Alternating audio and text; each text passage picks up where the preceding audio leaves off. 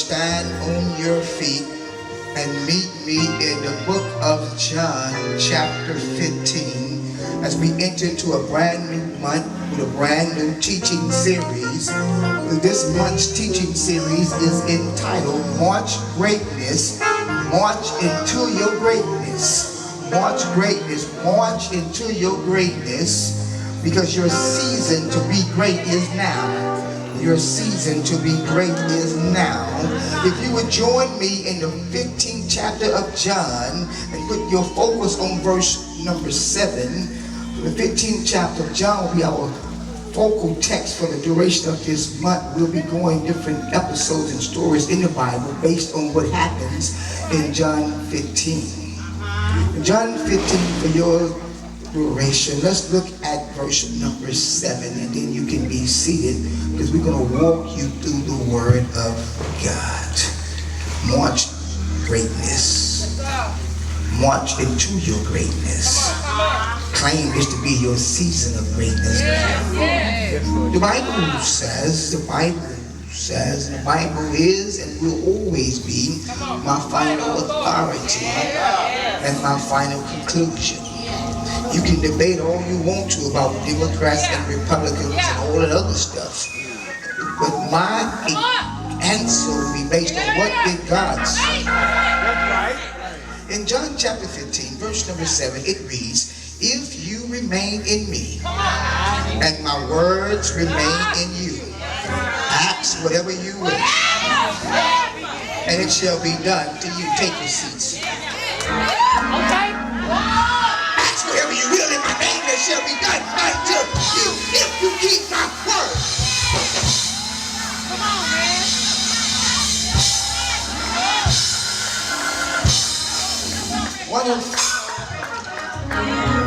One of my political heroes growing up over the last few years, I've had the privilege and honor of interacting with him on a personal level. Congressman John Lewis, he said, "If not us, then who? If not when, then who?" Let me rephrase that. If not us, then who? If not now, then when? I'm so excited, y'all. You just don't understand. If not us, then who? If not now, then when? Come on, man. Let me say it one more for those who. If not us, then who? If not now, then when? Let me get all the men to stand real quickly. All the men, all the males, stand real quickly. Come on, man. This month, 68 Division I college basketball teams will compete in this tournament called March Madness to be crowned the NCAA national champion. And brother, every team that goes in the tournament, in their locker room, no matter what the odds are against them, they believe this season they can be great. Believers, that has to be our mindset this season. No matter what you've been through, you must make your mind up. God has ordained us to operate under the unction and empowerment of increased growth, and it's time we marched into our greatness. Brothers, high five the brother near you, say it's time to march into greatness. You got to believe you are great. You got to believe you are a winner. You got to believe you are an overcomer, because this is your season if you receive it to be great. If not us, then who? If not now, then when? Take your seat, brother. It's winning season. Winning season. First, we must build a foundation. We must build a foundation. Not based on emotionalism, but based on God's word. You have to be ready for God to bless you. That's right. You have to be ready to receive what God has for you. Come on, man. The problem is not heaven's resources. The problem is you don't believe heaven is able. Come on, man. Handle God's blessings. Jesus. Come on, man of God. Press Mentally, man. Come on. Are you ready for your marching orders? Come on. Do you really want the Come on, Because even man. before I get to the main text, let me set the foundation. The God factor. Right. The God factor. Gospel artist Ricky Dillon has this song entitled God is Great. Right. And this is how some of the lyrics go. God is great. His greatness is inconceivable. Right. The power of the Lord is unbeatable. Right. Great is the God we serve. Great is God. God is great. This is the phrase that repeats, so keep saying, God is great. God is great. Look, when you're facing your bills, God is great. Family problems, God is great. Sickness, God is great. Depression, God is great. Loneliness, God is great. Whatever the deliver is, just keep put on repeat. God is great. I don't know many people that would debate that fact. That God is great. God is great. But I need you to understand that God factor has already preordained you to be great also. Amen. You know God is great, but do you know you great? You know God is great, but can you perceive yourself as being great? Because so is a man thinking, so is he. Don't let no devil psych you out. I'm not teaching you to be arrogant, I'm teaching you to be godly. That's right. Change your mindset. In the book of Genesis chapter 1, reference this. Genesis chapter 1, verse 26 and 27. Genesis chapter 1, verse 26 and 27. Let me show you the God factor to build this foundation of greatness. Then God said, let us make mankind, both male and female, let's make mankind in our image, in our likeness, so they may rule over the sea. They may rule over everything. Then verse 27, God created mankind in his own image. In the image of God, he created them, male and female, he created them. See, God created us in his image. And if we are declaring God is great, then we got to declare we great also. See, the law of first mention, that means the first time God referred to you and I, he referred to us as being great just like him. Oh, you missed that. You missed that. The law of first mention, when God first referenced man, male and female, he referenced us in his likeness, in his image, and he had just set a world in place. What have you set in place with your words? I dare you to declare right now, I am great. Come on, man. This season, don't be ashamed to let your light shine. And again, I denounce arrogance and conceit. That's not what we're declaring. We're declaring godliness. Because when we're operating in our full potential, we're operating in God's greatness. We're just following God's order for us. The opposite of that is when you're walking around broken, weak, frustrated, irritated. That's not of God. How am I going to have a witness to the world and I'm always mad, sad, depressed? That's a trick of the devil. Amen. He wants to make you feel less than so you can't walk in your greatness. And Jesus is the way maker. Way out of no way. And that's been attacked in his name because the world realized if they keep saying Jesus, we can't hold them down. So they don't mind us declaring God is great, but they got an issue when we say Jesus. Because greatness is birthed in that relationship, and I would not let go of it. That's right. Jesus is the way maker. Amen. Reference John chapter 15, verse 5 through 8. Watch this. Jesus says, I am the vine, you are the branches. If you remain in me and I in you, you will produce much fruit. But apart from me, you can do nothing. If you do not remain in me, you're like a branch that is thrown away and withers. Such branches are picked up and thrown in the fire and burnt. That's why you can't find success or greatness. You've been disconnected from the way maker. You've been disconnected from the way maker. But look at verse 7. If you remain in me and my words remain in you. Ask whatever you wish. It will be done for you. This, verse 8, is my Father's glory, that you bear much fruit, showing yourselves to be my disciples. Right. What Jesus is saying here, if you connect with me, you will produce greatness. You missed that. If you connect with me, you will produce greatness. Jesus is the way maker to our greatness. That's why the enemy is so aggressively attacking your relationship with Jesus. Because the devil knows if you remain connected with Jesus, you will be disconnected from him. He will have no real power over you if you remain connected with Jesus. He is the way maker. And Jesus is the real plug. Come on, man. Come on, man. Yeah. Sir. He's the real connect. Amen. Culture, well, we thought a connect, a hookup. Well, the real hookup is Jesus. Amen. I don't need no backdoor deals. That's I right. got the master plug. Yeah. I don't need political hookups. I got the master plug. Jesus is my plug so I can stay bold and aggressive in the truth. Come on, Amen. Come on. He's the ultimate heavenly hookup. Yes, he is. Yes, he is. He can get you what you need. Amen.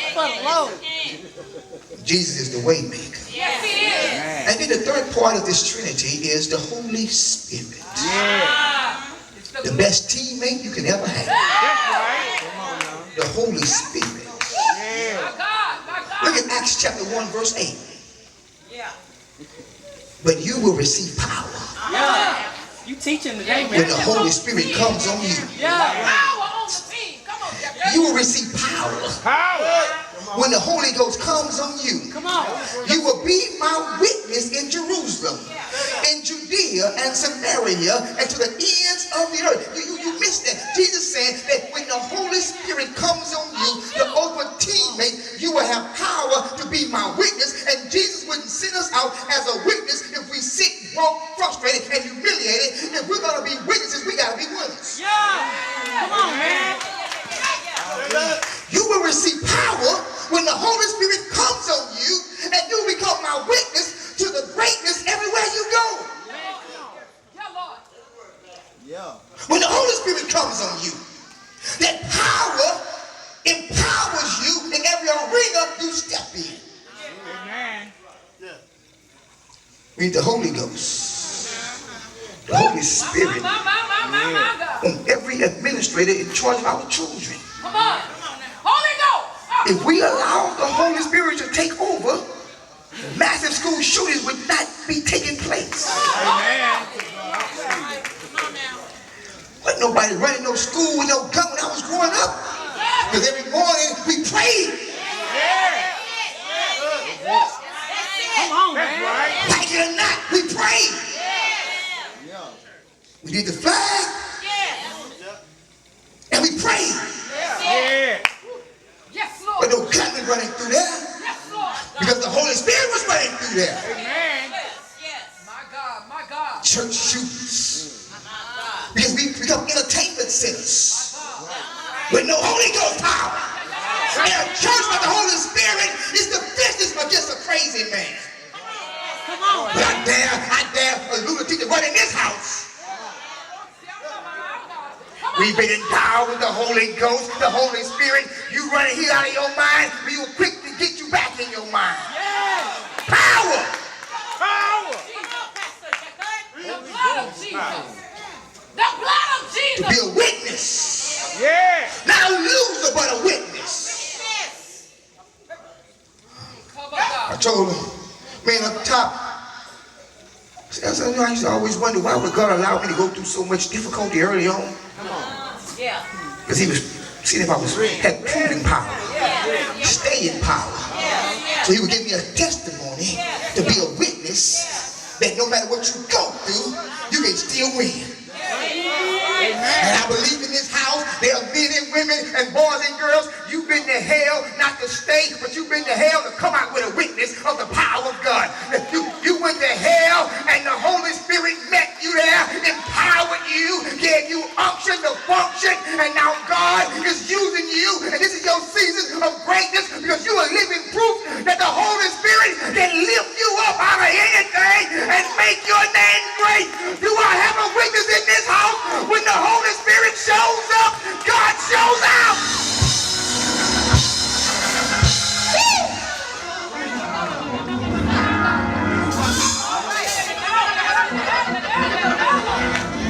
The God factor. Jesus, a way maker. And the Holy Spirit, my teammate, empowers me to win.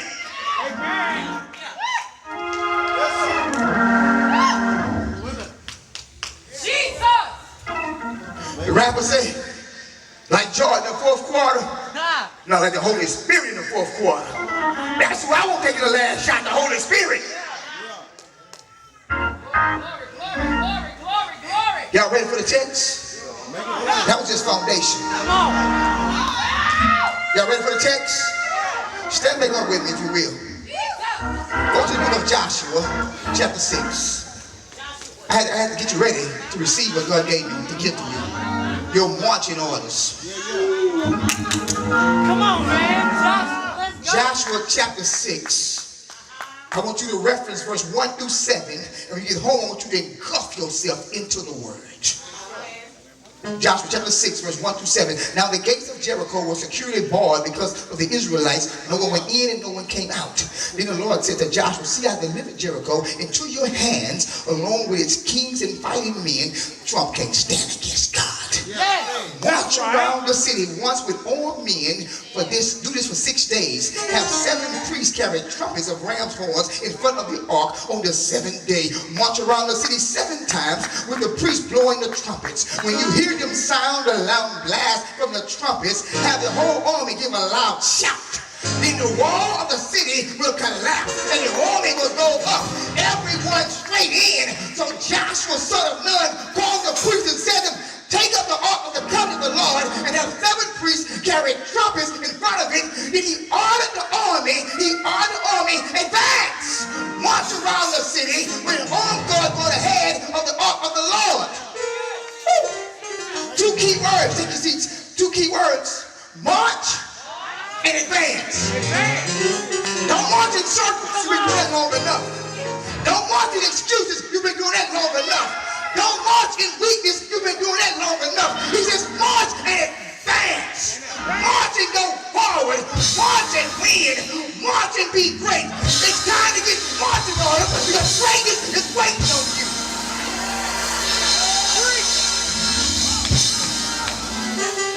I did a little research. If you're going to war, you have to have marching alignment. You have marching alignment, the right people in the right places at the right time. Okay. Marching alignment. Let me talk first to my golden gladiators, because we're not leaving you behind. A golden gladiator is simply a seasoned saint, a senior citizen.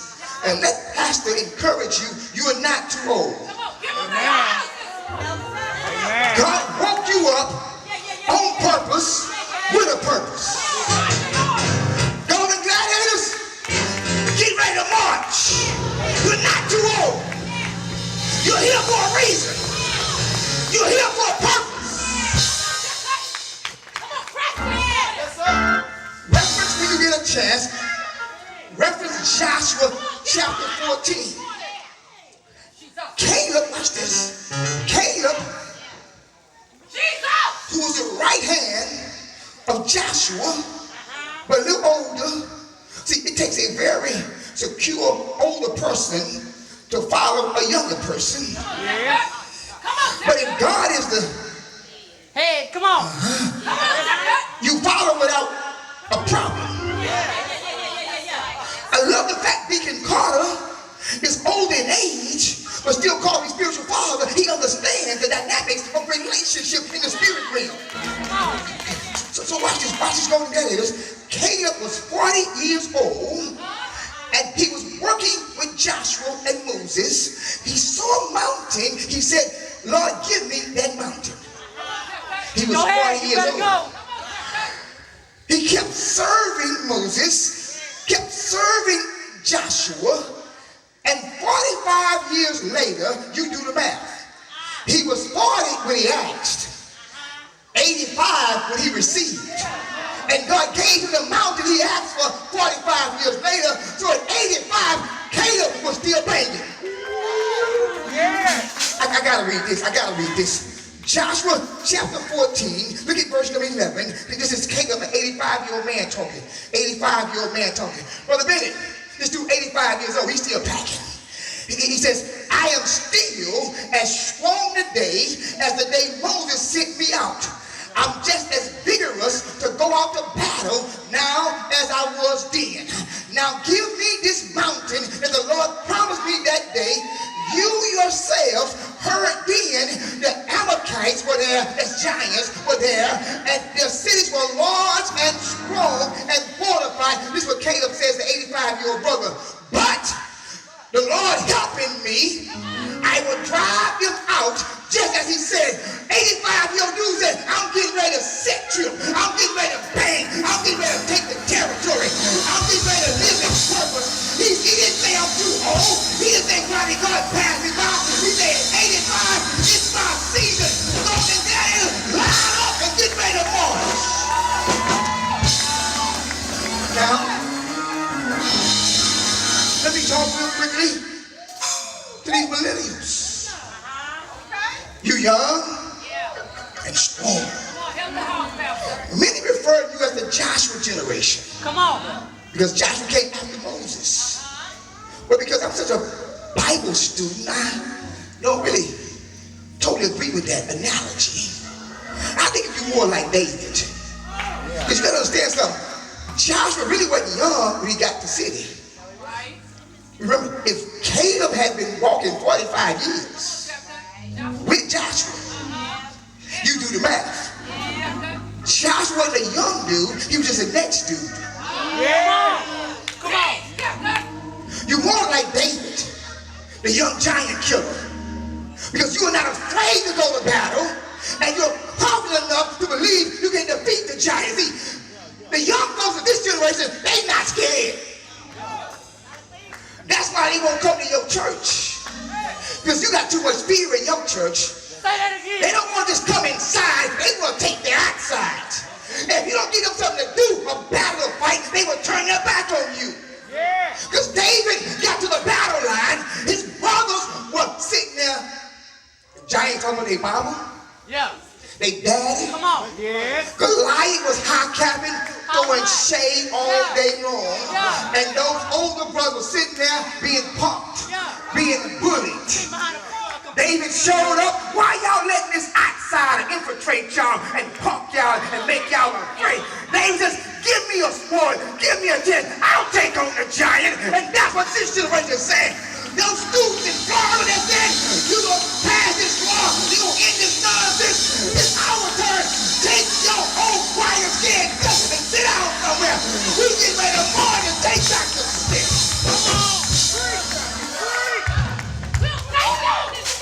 But now watch this. This season, hit this season saints, hit this now. Because this is what we air at. This season, like David, they might make some mistakes. Come on, Decker. But they overcome them. Yeah. Come on, man. Just like we did. You helped me today. See, they gonna get some stuff right and some stuff wrong. But they bold enough to keep the sideline. Because greatness only follow those who's in the game. I can't make the shot from the bench. Put me in the game, coach. Now there's some generations in between the golden gladiators and the millennials. That's where I fall in at. I'm old enough to know the value of wisdom and patience. But I'm still young enough to feel that competitive juice Yeah. that flows in my spirit. I still got the strength to fight and desire to win. Yeah. Come on. Because Jesus said to me and to you, greater shall they do. So as long as I stay with Jesus, I may not be young, I may not be old, but in between, it's my time to win. Because Jesus says, greater things. So every time I see Jesus doing something, I say, he can do that too. I dare you to shout, I can too.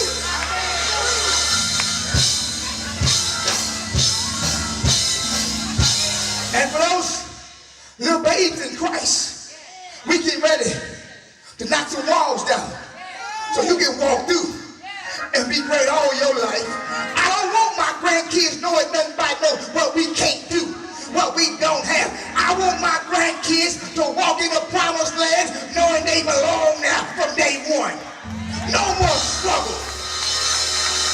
I denounce this hood saying the struggle is real. The struggle is real for those who don't believe. But for those who believe, the struggle is not real. The struggle is an illusion. Come on today, man. Come on. Number one, march into greatness regardless of your past failures. Let me say it again. March into greatness regardless of your past failures. Because Joshua chapter 6 verse 1 says, the gates had been closed down, securely bad, no one get in, no one get out. That was year after year. God gave them a promise a long time ago. They would possess and occupy the promised land, but they failed time and time again. A whole generation died in the wilderness without getting to the promised land. And what Satan does, he will recall and rehash and bring back up every failure, every defeat you've ever experienced. The devil will bring it back up and replay it to get you stuck. But this season, you must walk in your greatness, march in your greatness, regardless of any past failures. The power of now. The power of now. The now moment. No matter how many shots you missed last game, don't matter now. The power of now. No matter how many relationships failed you, or people failed you, or churches failed you, or you failed yourself. The power of now. Get in the now. Every team that's ever won its first championship had to forget the fact it had never won before. Okay, you missed that. The Houston Astros had never won a championship, but that did not stop them from winning their first championship. Now they're favored to win championships, but it had to start somewhere. The first time your family becomes debt-free and drama-free, it has to start somewhere, so why not now? It has to start with somebody, why not you? Why can't you be the generational breaker? Why can't you be the first destroyer?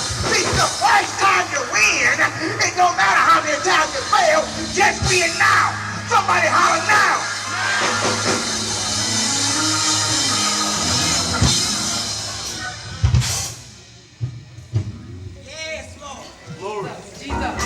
Number two, march into greatness knowing God is marching ahead of you and alongside of you.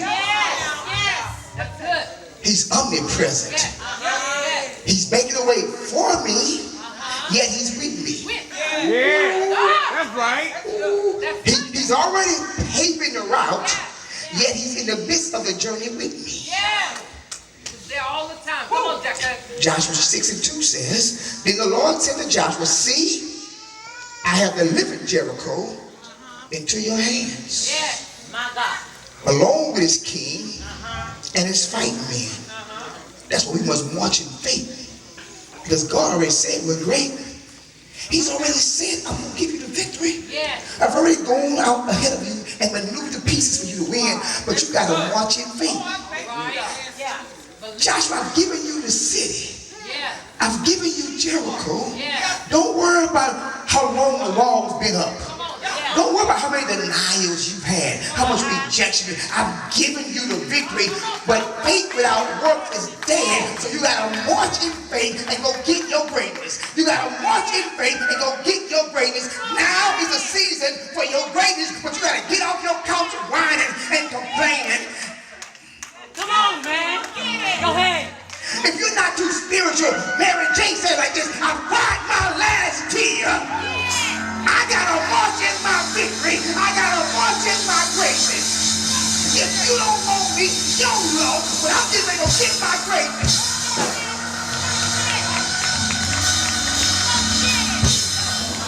Thank you, Holy Spirit. For matter of fact, the more people reject you and deny you, the greater your victory party will be.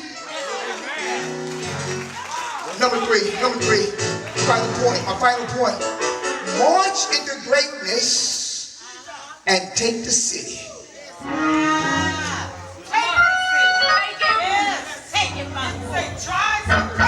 March into greatness and take the city. Take it. Go get it. It's yours. Go get what's yours. I pray that y'all praying for me. Yes. Because bullets get ready to fly at me. Y'all making bold declarations. This the dude from the hood, get ready to take the city. If you my friend, my frenemy, you like me, don't like me, it don't matter. God has put an anointing on my life and I'm going to take the city, starting in the hood. But the enemy don't want us to believe we can take the city, so it's going to come at us. Watch this. Joshua 6:20. When the trumpet sounded,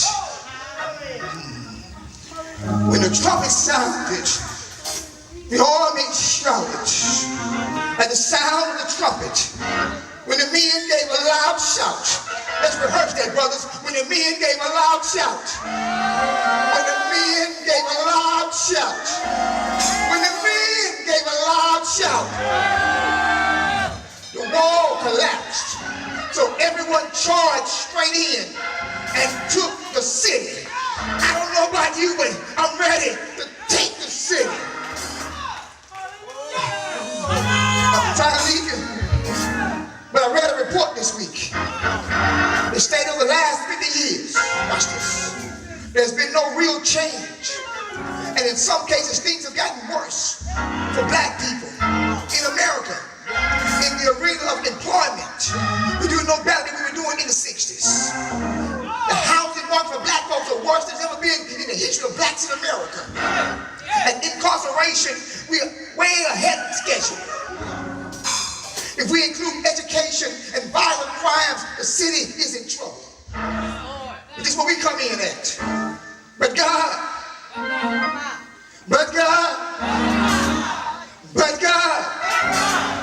has called us and empowered us with marching orders to take the city, starting with Northborough and Greens Road and Greensport and North Houston and Harris County and the city and the state and the country. God has empowered the believer and called the believer with marching orders to take the city. I told you this ministry is putting things in place for you to reach your full potential. But let me show you what it looks like when this ministry is operating at its full potential. We're creating employment opportunities. The Greensport Revitalization Center. We're going to create opportunities to get jobs. I can't tell a gangbanger to put down your gap without having a job for them to walk into. We're going to create jobs and take the city. We're going to get people out of apartments into houses. We're going to get their credit straight and their mind right. Get them off Skid Row and have a backyard. Kids can play here. We're going to fight against mass incarceration. You do the crime, you do the time, but if you do the time, you got to do the same time. The other boy do too, with a different skin color. I'm going to keep fighting till it's right. I'm going to protest every judge that's wrong.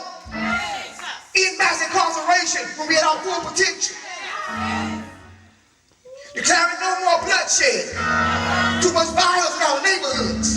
Because the church is too silent. The church is too silent. We We only show up when cameras show up. The church is too silent. We've been empowered with the blood of Jesus. We've been empowered with the Holy Spirit. It's time the church take the city one block at a time, one zip code at a time, one street at a time, one hood at a time, one suburb at a time, one gated community at a time. The church has been called to take the city.